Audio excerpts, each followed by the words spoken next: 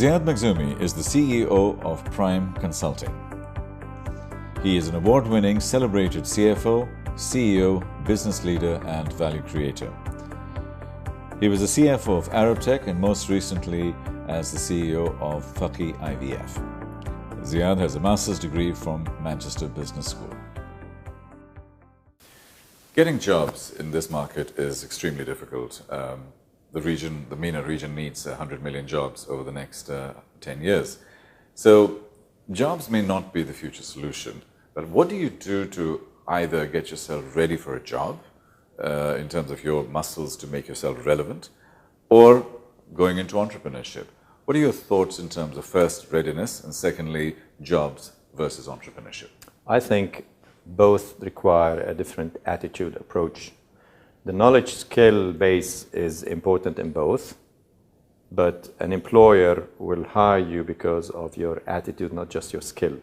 If you're ready to learn and train. When I was in Booz, for the first 6 months, we'd be sent on training every 2 months or so to give us the skills that we don't have. Because although you might have an MBA or a PhD in something, you don't meet the requirements of what the real world wants, because we have lots of theories and generalities. What is important is to go and find out what is needed. For example, now, if you ask me what should schools teach, I think they should teach Chinese because the market is East, for example, instead of just, let's learn Spanish, which there's nothing wrong with Spanish, but if you're not going to work in South America, Spanish probably is not the first choice for you if you're in the Middle East.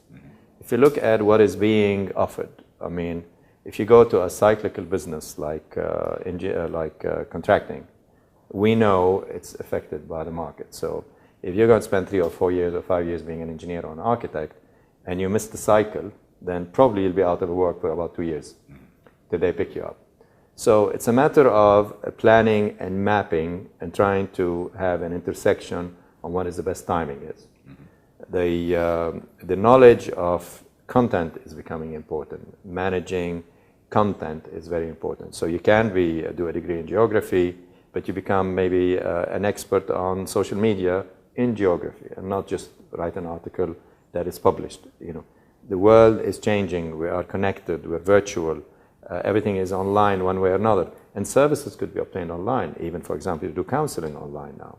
And some of the business I am working on, eventually it'll be medical diagnostic online, because technically you can put a bit of saliva on it and we give you the modem and you just link to your iPhone and we can do a complete profile on you. We do it now by taking a sample itself, so we're cutting down the lab time and so on.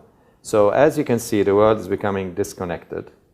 Being physically in a place is important, but not as important, depending what you have to offer. If you want to fix a car, you cannot fix it online. So if you want to be a car fixer, fine. But remember, everything now is related to a service.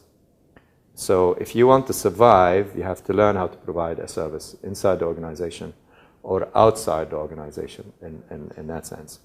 If you want to be an employee, I think it's a good idea to learn the tricks, but I think eventually we all become entrepreneurs. Otherwise, we cannot survive because we get old, we're not as agile as we used to be, we become too expensive on the balance sheet.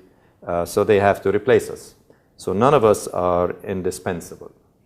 So my advice is find out what is needed. The market needs new businesses and it supports new business. It is really a service-oriented. We're not a heavy industrial community. Therefore, don't go in and design heavy machinery unless you want to manufacture somewhere else, but then the Chinese can do it cheaper than you. So you have to look at things that is realistic.